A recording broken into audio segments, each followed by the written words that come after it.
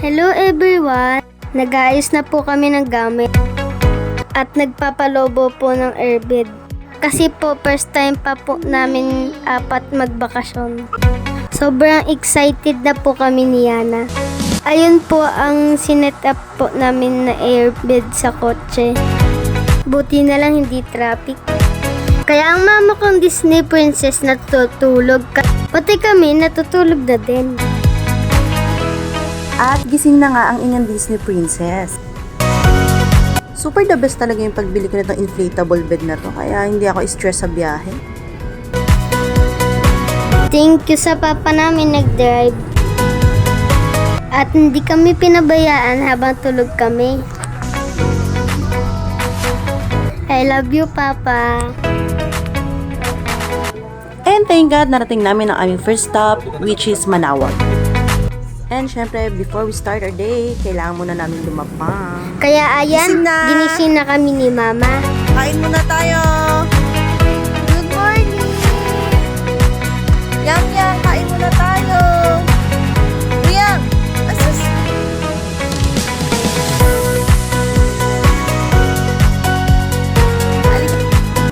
Pero syempre, hindi natin kakalimutan ang ating mahiwagang kaldero. At least nakarating siya ng Manawag, no?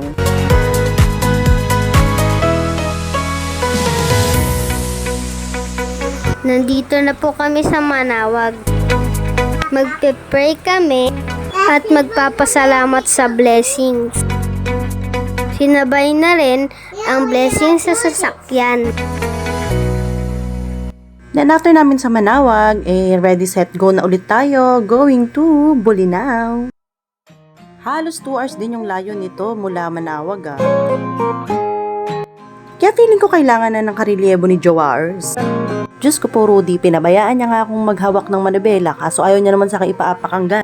Diyos ko po, mas mabilis pa nga atang tumakbo si Miggy dito. Kaya siya na lang dito nag-drive. Disney princess na naman ako sa passenger. At sa wakas dumating na kami sa Bolinao. Yung part na to ay yung pinaka-public beach. Kung saan yung pinakamagandang part talaga ng Bolinao Beach. Super worth it talaga ang biyahe mo, girl, pag narating mo ang Bolinao.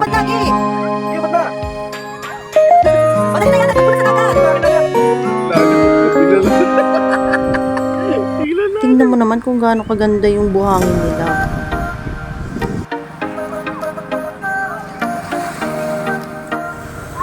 And itutour ko naman kayo dito sa aming tinuluyan. Kubo style talaga yung napili ko kasi parang mas ma-feel namin yung parang province na na ambience. Yan nga, may pasala, may lababo, ganyan, may kainan, and also, syempre, merong bed and aircon. At ang kagandahan dito, kahit naman nagba-brown out, hindi na i-interrupt yung power. So, tuloy-tuloy lang dahil meron silang sariling generator. Nung bandang hapon na at hindi na ganun kainit, napag-desisyon na namin ulit magbabad. Hindi nga lang front beach yung aming tinuluyan, pero malapit na lang din naman siya sa beach, tawid kalsada. At ito na nga, nagtampisaw na ang Disney Princess. Marami na rin naliligo nito kasi medyo malilim na nga. Yun nga lang bitin kasi hanggang 6 PM lang talaga yung pwedeng ligo sa beach. Kaya super nagbabad talaga kaming lahat at nag-enjoy talaga, lalong-lalo na si Miggy pati yung tatay. Tingnan nyo naman kung gaano kalinaw yung tubig, Diyos ko. Babalik at babalik pa rin kami dito sa Bolinao. Sobrang worth it yung haba ng biyahe at yung gastos.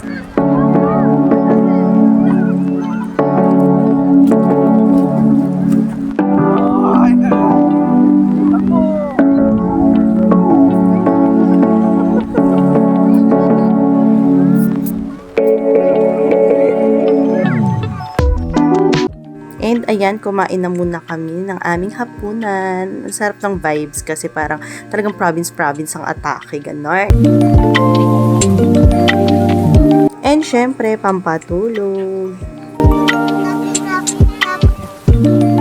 And kinaumagahan, natuwa lang ako kasi itong mag-ama ko, nagluluto na ng almusal. Wala lang, nakakatuwa lang kasi hindi naman sila ganyan sa bahay. One look ulit sa amin tinuluyan. Wala lang, in love lang talaga ako sa ambience. Ang ganda-ganda, lalo na pag umaga. Kaya kung papalarin, magkakaroon ako ng sariling bahay. Gusto ko may ganyan sa gilid.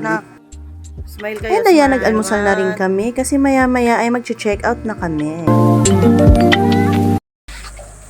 At bumalik ulit kami sa beach para magdampisaw ulit bago mag-check out. Ayan si Madam, oh, 'di ba? Ganda-gandahan.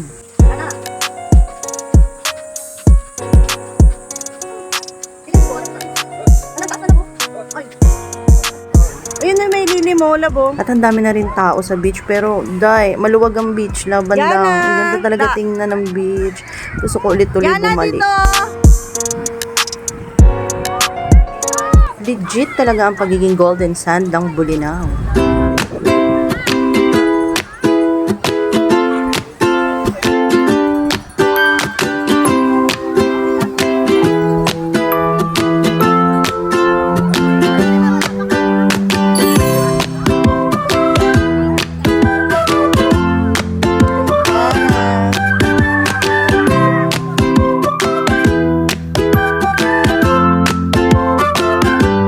Kaya tuwan-tuwa talaga siya na maglaro dito sa buhangin. Kasi sobrang ganda talaga dito. Ayan, tuwan-tuwa ang lupa rin.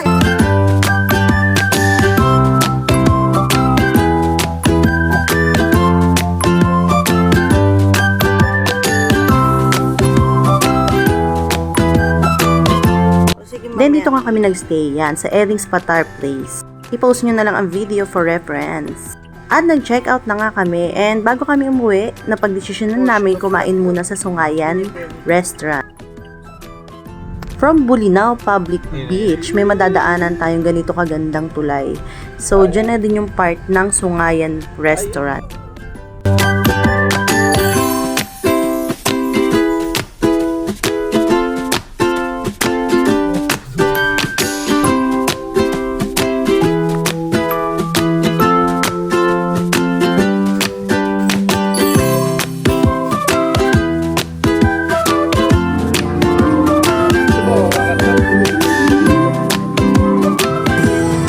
Napakaganda ng location, napakaganda ng ambience, nakaka-relax, at may mga kumakanta-kanta pa, kaya parang mas feel na feel mo yung vibe.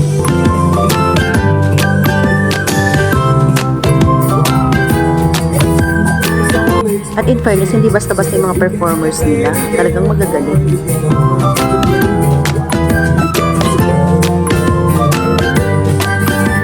At sobrang bilis din ng service. Imagine, mahal na araw yan. Isa rin to sa mga babalikan ko pa.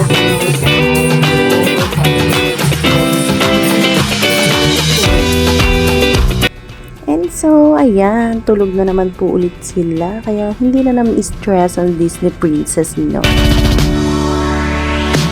At ayan, nakauwi kami ng ligtas. Salamat Lord sa gabay at sa blessing nyo sa pamilya namin.